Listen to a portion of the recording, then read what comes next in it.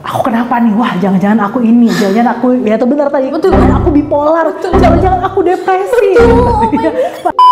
Ini teman-teman ada nggak sih yang pernah nih lagi malam kita pengen tidur terus kayak sedih, kepikiran, cemas, tapi nggak tahu apa yang dipikirin itu loh Bu. Betul. Dan sekarang itu kan banyak banget nih, lagi banyak ya teman-teman ya berita-berita itu kasus yang aduh, iya. Itu pendapat Ibu Nani gimana dalam menyikapi hal tersebut? Sama diri kita sendiri. Ibu merinding. Karena itu bener banget Bu, karena kadang-kadang kita tuh suka lupa berterima kasih sama diri kita.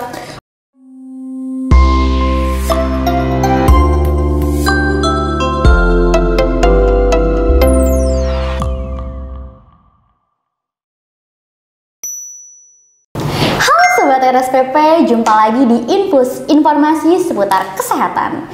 Segmen kali ini saya Karissa Gianika atau biasa dipanggil Caca akan memandu atau menjadi host pada segmen kali ini. Nah, spesialnya segmen ini kita kedatangan bintang tamu, kita kedatangan narasumber yang banyak dicari sama Gen Z akhir-akhir ini. Itu kita kedatangan psikolog hebat RSPP. Siapa lagi kalau bukan Ibu Nurul Adining Tias, MPSI Psikolog. Hai Ibu. Hai Mbak Caca. Aduh Ibu, hari ini cantik banget sih Ibu. Makasih, bisa aja Mbak Caca. Ibu boleh dong Bu diperkenalkan sama sobat RSPP. Ibu ini dari background apa dan kenapa nih bisa tertarik untuk menjadi psikolog di rumah sakit? Boleh dong Bu ceritain sedikit. Oke. Ya, perkenalkan nama saya Nurul Adining Tias, saya biasa dipanggil Naning. Saya dulu kuliah di Universitas Indonesia, Fakultas Psikologi, dan juga mengambil Magister Psikologi juga di Universitas Indonesia. Nah, kenapa sih saya mau jadi seorang psikolog? Kebetulan saya zaman SMA dulu sering banget dicurhatin sama teman-teman gitu ya. Jadi ketika teman punya masalah, itu pada curhat ke saya dan saya tuh kayak seneng banget gitu ketika saya bisa membantu mereka dan mereka bisa menyelesaikan masalah. Makanya saya tertarik untuk jadi seorang psikolog. Berarti itu keren ya, karena kalau saya boleh ceritain, aduh pusing, tidak mau, jangan bercerita kepada saya. Itu karena ketika kita diceritain sama orang, kadang itu menambah suatu beban atau menambah apa ya Bu sebutannya, menambah suatu di pikiran kita, aduh jadi mikirin masalah dia gitu. Masalah sendiri aja belum selesai ya. Betul, masalah kita aja kayak ya ampun dia cerita, tapi seneng sih kadang. Ih keren banget sih Ibu. Nah, ngomong-ngomong tentang mental health, mental illness, sekarang kan di Gen Z, atau saya nih Bu, saya kan juga Gen Z Bu, atau biasa disebut strawberry generation, manis tapi kesenggol dikit benyek. Itu sering banget kita itu para Gen Z itu suka kayak self diagnose gitu Bu. Kita pagi-pagi seneng, siang-siangnya sedih, aduh fix bipolar nih. Kita suka tiba-tiba tuh ngediagnosis diri kita sendiri tuh kena mental illness, kena mental gitu Bu. Dari pandangan Ibu Naning sendiri nih sebagai seorang psikolog, itu gimana sih Bu menyikapi para Gen Z ini tentang self diagnose itu? Oke, self-diagnose itu kan sebetulnya bagusnya adalah Gen Z ini lebih aware memang dengan kondisi mental mereka gitu ya. Tapi nggak bagusnya adalah kadang-kadang stres yang mungkin stres wajar gitu ya. Karena kita tuh hidup kan butuh stres ya. Kalau nggak ada stres berarti kita nggak akan punya motivasi. Kita nggak ada dorongan, nggak ada tantangan gitu ya. Nah masalahnya adalah ketika stres itu sebetulnya masih dalam tahap wajar, kadang-kadang dipersepsikan sebagai sesuatu yang wah aku kenapa nih, wah jangan-jangan aku ini, jangan-jangan aku, ya itu benar tadi, jangan aku bipolar, jangan-jangan aku depresi, padahal bukan gitu ya. Jadi apa namanya, memang harus hati-hati sekali nih sama yang namanya self diagnose gitu. Karena kenapa? Kadang-kadang diagnosa itu kan bisa menjadi label untuk diri kita sendiri, dan ketika kita men-label diri kita sendiri bipolar kah, depresi kah, anxiety kah, bisa jadi nanti kita jadi kayak berperilaku sesuai dengan itu, padahal belum tentu kita seperti itu. Suges gitu ya? Suges, betul. Jadi kayak ini bahwa bipolar itu gejalanya ini loh A, B, C, D, E. Wah, aku berarti begini, aku berarti begini, dan akhirnya beneran dikerjain, padahal enggak gitu kan. Iya, suka nyari di Google ini jika ciri-cirinya suka berkeringat, suka berdebar-debar. Kan Google kadang-kadang suka ngasih hal-hal yang serem gitu ya Bu. Fix ini anxiety. Jadi memang kalau misalnya dari pandangan Ibu sendiri, solusinya gimana nih ketika para seseorang oknum-oknum ini tuh sudah mulai self diagnose, sudah mulai ada pikiran-pikiran ke arah sana. Saran dari Ibu Naning sendiri gimana? Sebetulnya gini ya, mendingan step back, being mindful. Being mindful itu adalah kita benar-benar coba deh dicek. Iya nggak sih kita seperti itu? Iya nggak sih saya berdebar-debar karena emang saya cemas? Ingat, cemas sama gangguan cemas beda ya. Cemas sama Karena kenapa? Orang cemas wajar. Kita cemas menghadapi ujian wajar ya. Kita cemas menghadapi katakanlah sudah kerja nih kan, Gen Z kan sekarang mahasiswa sama yang udah baru masuk dunia kerja ya. Menghadapi bos gitu ya, dipanggil sama bos, aduh kenapa cemas, wajar. Gangguan cemas itu adalah hal yang nggak penting sedikit pun tuh dipikirin. OVT lah ya, overthinking. Iya kan? Itu lagi rame banget OVT. Iya, nah beda kan gitu loh. Jadi kalau misalnya cemas, triggernya jelas, cemas wajar dong.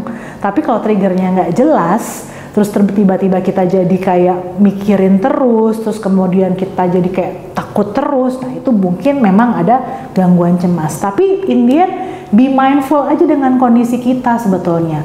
Dan kalau misalnya sudah ngerasa bahwa aduh kayaknya apa aku perlu cerita aja kali ya, boleh cerita ke orang, ke psikolog, boleh ke konselor, ke psikiater kalau memang dibutuhkan, nggak apa-apa. Karena kenapa? Nah ini masalahnya nih, kadang-kadang orang tuh mikirnya adalah ke psikolog aku gila dong. Betul. Belum tentu lo gila gitu loh. Orang normal punya masalah banyak dong. Boleh ke psikolog, boleh ke psikiater gitu kan. Kalau sekedar pengen curhat, kalau misalnya curhat ke teman kan bisa nyebar kemana-mana nih ya. Bisa jadi viral gitu kan. Kalau ke psikolog kan kerahasiaannya terjaga gitu. Jadi bisa ngomong apapun boleh gitu. Karena memang itu Bu, masalah para Gen Z juga itu loh Bu. Kita tuh kadang suka, ini teman-teman ada nggak sih yang pernah nih lagi malam kita pengen tidur terus kayak sedih, kepikiran, cemas, tapi nggak tahu apa yang dipikirin itu loh Bu. Terus kita itu bingung kita harus cerita ke siapa, karena kalau kita cerita ke orang tua, ntar biasanya nih ya, maaf Pak, biasanya nih ya Mah, kan Mama suka ngomong, ah kamu masalah gitu doang, dulu masalah Mama lebih bla bla bla, suka gitu kan. Banding-bandingin mungkin ya. Banyak mungkin ya, gimana teman-teman yang lain juga gitu nggak? Kalau ada komen di bawah ya. Gimana tuh Bu Naning? Kalau misalnya kita suka OVT terus kita suka tiba-tiba aja gitu, kita nggak tahu nih kita mikirin apa, tiba-tiba sedih gitu. Itu gimana? Iya, nggak apa-apa, makanya kalau misalnya memang sudah menunjukkan tiba-tiba sedih tapi nggak ada triggernya gitu kan, atau enggak juga apakah happy nggak ada triggernya, marah nggak ada triggernya, pokoknya semua emosi yang nggak ada triggernya itu muncul. Nah nggak apa-apa, mendingan langsung ke psikolog, ke mental health professional lah yang jelas ya, untuk mengkonsulkan. Karena kenapa? Better diomongin. Better benar. Iya kan, daripada dibiarin aja dan ternyata nanti ada masalah serius kita juga nggak tahu.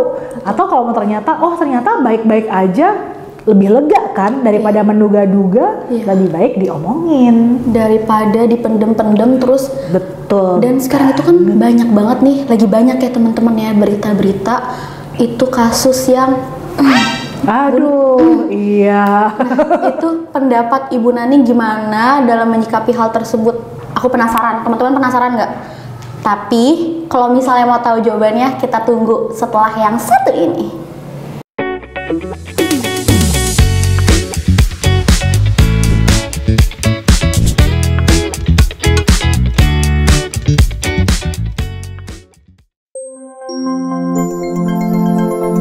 Infus, informasi seputar kesehatan. Halo Sobat RSPP, kembali lagi di Infus, informasi seputar kesehatan. Nah Bu Naning, kita balik lagi nih ke pertanyaan yang tadi. Bagaimana dan apa pendapat Ibu Naning dalam menyikapi hal-hal nih, banyak banget sekarang itu yang lagi trending, pemuda-pemuda, orang tua itu tidak memandang umur, dia katanya kena mental gitu Bu, terus sampai Tahu kan teman-teman? Itu gimana tuh pendapat Bu Naning? Oke, iya memang fenomena untuk unalive diri sendiri dari orang lain gitu ya. Itu akhir-akhir ini banyak ya di berita muncul. Jadi trending banget. Betul gitu kan, kita dengar ada orang tua yang kemudian keluarganya di unalive gitu, kemudian dia mengunalive dirinya sendiri, atau ada juga remaja yang mengunalive dirinya sendiri gitu ya. Memang apa ya, kadang-kadang orang itu ketika merasa terpepet dan tidak ada jalan keluar, itu mereka merasa bahwa satu-satunya jalan adalah untuk mengakhiri gitu ya, mengakhiri penderitaan dengan cara seperti itu, karena mereka merasa bahwa ya sudahlah, nanti urusan akhirat urusan nanti gitu ya. Yang penting urusan yang di sini selesai gitu loh. Kelar dulu yang penting di sini gitu loh. Masalahnya apa? Banyak sekali, bisa dari masalah kesehatan mental seperti depresi gitu ya kan. Kalau misalnya depresinya sudah agak menuju berat, itu memang kadang orang tuh sudah mulai tidak bisa berpikir jernih sehingga memilih jalur tersebut gitu ya. Orang-orang dengan gangguan kontak realitas yang buruk itu juga melakukan hal yang serupa seperti itu. Nah, masalahnya adalah sebetulnya hal itu kan masih bisa dicegah gitu ya, kalau kita, sekali lagi, kita sebagai pribadi yang mengalami itu aware dengan kondisi kita dan mencari bantuan, atau lingkungan. Nah nih lingkungan nih ya, di zaman sekarang nih ya, yang suka individualistik, pokoknya urusan lo, urusan lo, urusan gue, urusan gue. Itu suka cuek nih, suka nggak peduli gitu loh, bahwa kok ini temanku udah berapa lama ya nggak keluar dari kamar ya kan. Kadang-kadang suka kejadian kan, ditemukan di kamar kos gitu, padahal udah berapa hari setelah berapa gitu. hari. Nah, gara-gara kemudian dia sakit, nggak taunya sudah tidak bernyawa gitu kan. Padahal kalau misalnya kita lebih care aja sama orang lain, kita tahu dong, kok temanku biasanya ceria jadi sedih ya, kenapa ya gitu. Atau enggak, temanku kok tiba-tiba jadi nggak suka makan, biasanya dia hobinya makan nih sama-sama kita gitu kan. Atau yang biasanya diajak kemana-mana mau, ini kok tiba-tiba nggak mau, seperti itu. Nah berarti kan kita harus lebih aware juga sama lingkungan gitu. Setidaknya kita tuh bisa dampingin mereka gitu loh, seperti itu. Bisa mencegah mereka, setidaknya memberi semangat dulu lah untuk mereka itu mikir dua kali gitu ya. Bahwa ini masih ada orang yang nemenin loh, masih ada orang yang jagain loh, masih ada orang yang care loh. Masa mau itu sih, mau pergi gitu kan. Tuh teman-teman, jadi kita tuh sekarang udah harus mulai peduli ya sama situasi lingkungan kita. Kita kalau misalnya ada ngelihat teman-teman kita, suka ngeliat rekan kita yang udah kelihatan mulai murung, coba ditanya gitu ya Bu ya. Karena memang bener nggak sih Bu, kalau misalnya tuh sekarang ini kita itu yang sangat kita butuhkan tuh sebenarnya tuh afirmasi. Afirmasi. It's okay. Itu bener nggak sih Bu? Afirmasi itu sepenting itu nggak menurut Bu Nani? Itu penting banget. Karena apapun juga ya, sebetulnya kita bukannya mau pamer atau mau membanggakan diri sendiri. Cuma kita tuh pada akhirnya manusia tuh ada kebutuhan untuk pengakuan loh. Gitu loh, kebutuhan akan pengakuan bahwa oh aku berharga loh, oh apa yang aku lakukan tuh punya impact loh ke orang lain, oh apa yang aku lakukan tuh berguna loh. Karena kenapa? Ketika manusia sudah mengalami perasaan bahwa aku nggak berguna, aku nggak ada fungsinya, nggak ada manfaatnya segala macam, ya untuk apa? Gitu kan. Sedangkan kita butuh untuk merasa berguna. Karena apapun juga kita adalah manusia loh ya, makhluk sosial juga gitu loh. Jadi kita butuh untuk bermanfaat untuk lingkungan seperti itu. Makanya butuh banget afirmasi. Dan ini nih ya Mbak Caca, orang-orang suka lupa untuk berterima kasih sama dirinya sendiri. Ibu, aku semua aku pengen nangis. Ini benar-benar aku. Terus gimana Bu? Aduh Bu, Soalnya kenapa? aku merinding. Kita tuh suka lupa loh berterima kasih sama, tentu saja bersyukur itu pada Tuhan ya gitu ya. Tapi berterima kasih pada diri sendiri yang sudah diciptakan oleh Tuhan ini. Berterima kasih pada tangan kita yang sudah misalnya pakein lotion buat kita kalau perempuan, kalau cewek-cewek ya gitu ya. Atau kaki kita yang sudah membawa kita ke kantor, ke kampus. Atau berterima kasih kepada diri kita yang mungkin hari ini udah berat banget loh sebetulnya untuk bangun dari tempat tidur.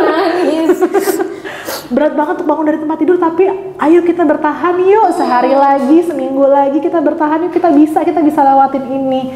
Tuh kita kadang-kadang suka lupa loh berterima kasih sama diri kita sendiri. Ibu merinding. Karena itu bener banget Bu, karena kadang-kadang kita tuh suka lupa berterima kasih sama diri kita. Padahal hari ini tuh rasanya berat banget tapi tetap masih bisa kita laluin. Itulah yang kita itu kadang-kadang suka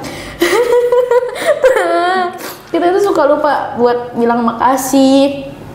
Makasih ya aku udah hebat, udah ngelaluin hari ini. Makasih aku. Kadang aku pernah baca itu Bu, terus aku pernah praktekin ke diri aku. Makasih aku udah bertahan ngelewatin segala cobaan. Udah bisa mau tough gitu.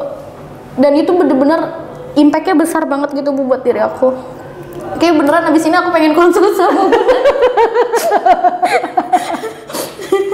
aduh, nggak tahan. Iya, karena kenapa? Orang itu kadang-kadang gini loh, masyarakat, keluarga gitu ya, seringkali itu memberikan tuntutan yang begitu besar untuk kita. Dan oke lah, memang tuntutan itu adalah suatu kewajiban mungkin untuk kita. Tapi pada akhirnya kita kan juga punya, badan kita itu juga punya hak untuk beristirahat, punya hak untuk itu tadi kan, untuk mendapatkan apresiasi bahwa oh aku sudah bangun loh, walaupun aku tuh capek banget kemarin habis kelembur gitu ya, tapi ternyata aku hari ini bangun, makasih ya badanku, aku bangun, aku bisa jalan ke kantor loh gitu, makasih ya badanku karena hari ini kerjaan lagi banyak-banyaknya, tapi ternyata aku bisa mengerjakan semuanya gitu ya. Dan aku besok bisa, misalnya besok aku agak santai nih, jadi besok kamu istirahat ya gitu loh. Itu kadang-kadang suka lupa loh kita lakukan gitu. Padahal kayaknya remeh ya, kayaknya receh banget gitu. Tapi ternyata ketika diucapkan itu berdampak loh untuk diri sendiri gitu loh. Itu bener, itu valid teman-teman.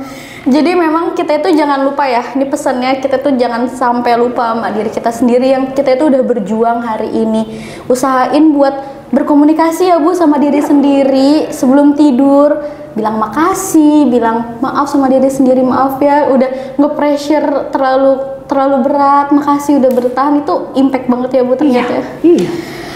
Ibu telah membuka banyak pikiran saya dan semoga juga pasti membawa impact juga ke teman-teman ya. Boleh kalau misalnya nanti sekiranya kalau misalnya teman-teman ada yang mau cerita juga, ada yang mau konsul juga ke Ibu, dan aku mungkin setelah ini akan konsul ke Ibu, bisa ini ke psikolog Rumah Sakit Pusat Pertamina, bisa bertemu dengan Ibu Nani. Aku juga pernah loh Bu, jujur ya Bu ya, aku pernah buka website RSPP buat nyari jadwal Ibu. Gimana ya, nggak apa ya? Seriusan, aku udah sempat cari-cari, pengen konsul. Karena ayolah konsul. Itu jangan lupa ya teman-teman, sekali lagi buat afirmasi diri sendiri. Aduh Ibu, aku bener-bener ini ngebuka banget pikiran aku, ngebuka hati aku, dan semoga itu juga bisa ke teman-teman semua. Dan kita itu masih ada obrolan-obrolan menarik lainnya, tapi sebelum kita lanjut nih ke obrolan yang selanjutnya, kita tonton dulu, kita saksikan yang satu ini.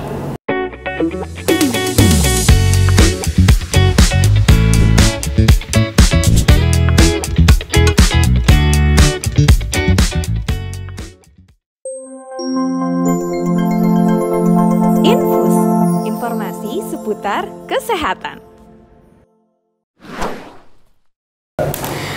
Sobat RSPP, balik lagi di Infus, informasi seputar kesehatan. Balik lagi di sini kita bersama Ibu Nani. Udah hapus-hapus Bu air matanya. Udah selesai ya. Udah selesai. Itu membuktikan banget ya Bu, strawberry generation ya. Aduh, langsung benyek rasanya. Ayo Bu, aku mau nanya-nanya lagi nih ya Bu ya. Siapa tahu nih teman-teman di sini juga ada yang penasaran. Kira-kira Bu, ketika ada seseorang atau ada orang tua yang ada backgroundnya itu tuh pernah kena penyakit mental, terus itu tuh kira-kira bisa menurun gak sih Bu ke anaknya Bu? Oke, ya memang gangguan mental tuh kan sebetulnya masih belum diketahui secara pasti ya penyebabnya itu apa. Tapi faktor genetik itu memang adalah salah satu faktor apa ya, bakat ya kita bilangnya. Belum tentu sih bahwa punya orang tua memiliki gangguan mental kemudian anaknya pasti gangguan mental juga. Tapi anak ini biasanya jadi lebih rentan untuk kena trigger gitu ya. Jadi kalau misalnya ada trigger, kemungkinan dia mengalami masalah mental itu lebih besar dibandingkan individu-individu yang keluarganya tidak punya masalah kesehatan mental seperti itu. Terus kalau misalnya udah ada di posisi anak itu, cara untuk menanggulangi hal tersebut gimana Bu? Atau terapinya adakah? Kalau menanggulangi ya sebetulnya namanya menanggulangi kan tunggu kejadian dulu ya baru menanggulangi gitu. Tapi mungkin mencegah kali mencegahnya. Ya memang pada akhirnya kita harus melatih diri kita untuk menghadapi kekecewaan, menghadapi tantangan. Jadi kita melatih diri kita untuk tidak mudah menyerah. Karena kalau misalnya kita gampang mundur, kena masalah dikit langsung, udahlah aku menghindar aja. Itu kan ketika kita semakin dewasa, kita nggak akan pernah bisa lari dari masalah ya, nggak bisa lari dari kenyataan, walaupun mungkin sebagian besar orang pengen gitu ya lari dari kenyataan. Nah itu harus dihadapi dan kita harus belajar dari hal yang kecil-kecil gitu loh. Sekecil misalnya pengen masak tapi garamnya kok habis ya gitu. Nah jangan langsung yang udah nggak mau masak gitu kan. Padahal tinggal ke warung sebentar gitu ya, ke minimarket sebentar beli garam kan beres ya. Atau nggak dibilang ini makanan kamu nggak enak gitu kan. Apa analoginya makanan ya? Nah itu dia. Gitu kan akhirnya terus baper gitu. Nah memang belajar untuk tidak mudah baper. Belajar gitu. Untuk tidak mudah baper. Teman-teman tuh. Aku juga. Jadi pernah dengar juga nih Bu. Jadi ada kata-kata motivasi ketika kamu itu belum kalah sampai kamu itu menyerah. Jadi ketika jatuh bangkit lagi, ketika jatuh bangkit lagi. Itu benar ya Bu ya berarti? Betul sekali. Jadi sebetulnya yang akan mengalahkan diri kita itu adalah diri kita sendiri gitu loh. Jadi kalau kita mau menang ataupun mau kalah itu pilihan. Gitu. Kata-kata mutiara lagi. Kita mau menang atau mau kalah itu pilihan. Betul. Ibu. Terus Bu, ada lagi nih Bu pertanyaan dari teman-teman nih Bu ya. Gimana caranya itu menyikapi ketika kita dapat beban pekerjaan yang lagi high pressure nih Bu ya.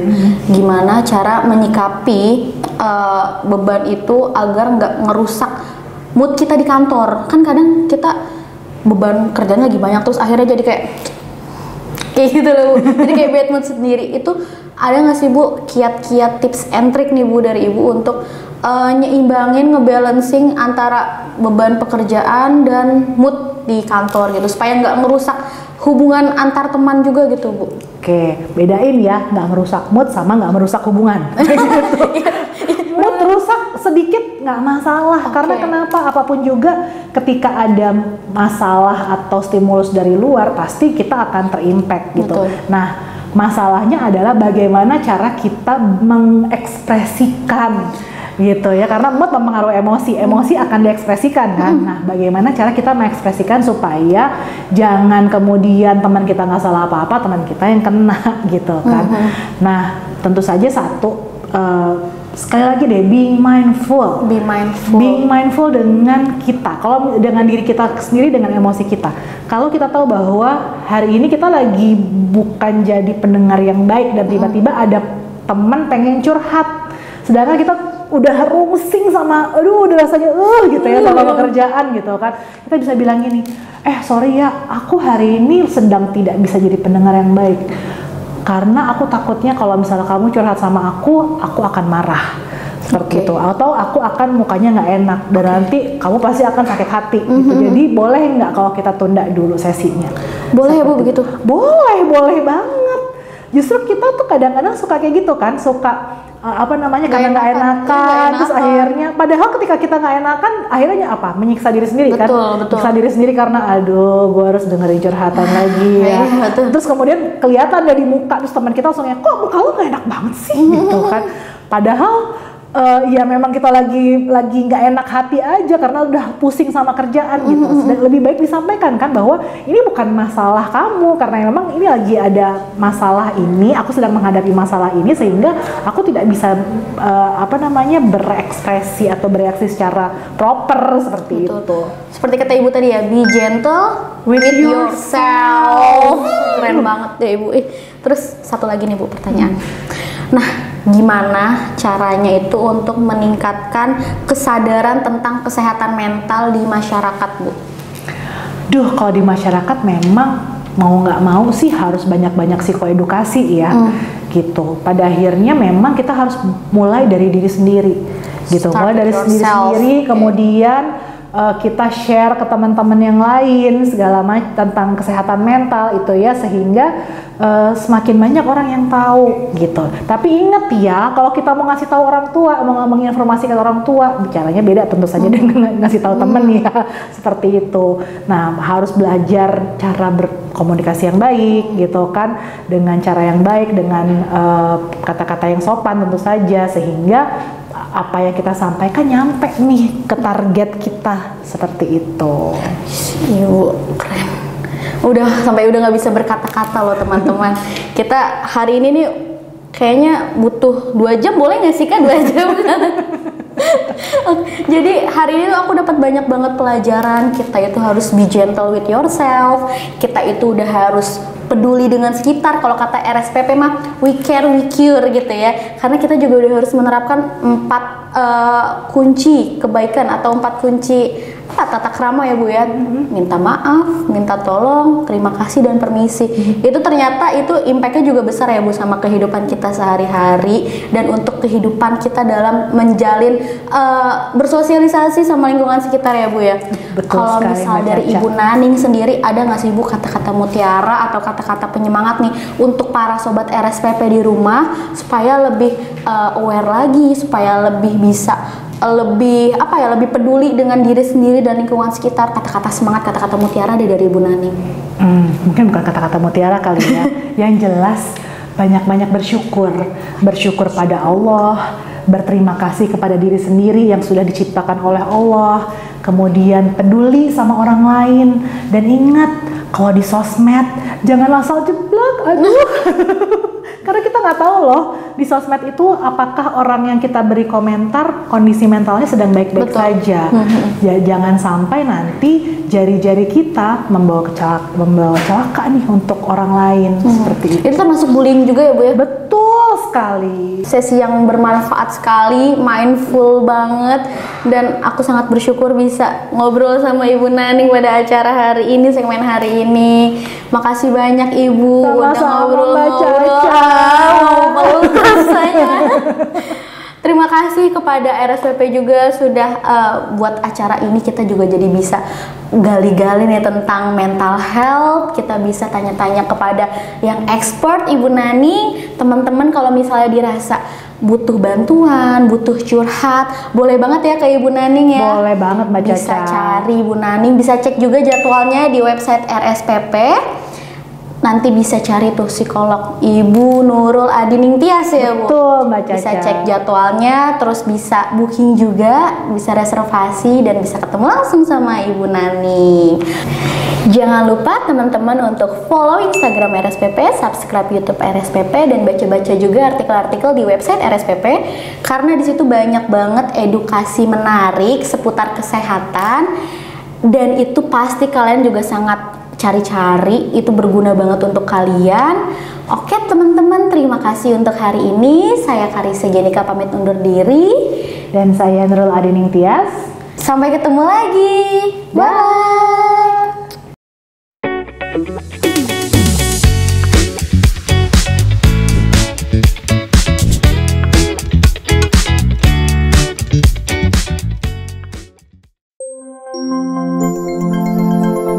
Infus, informasi seputar kesehatan.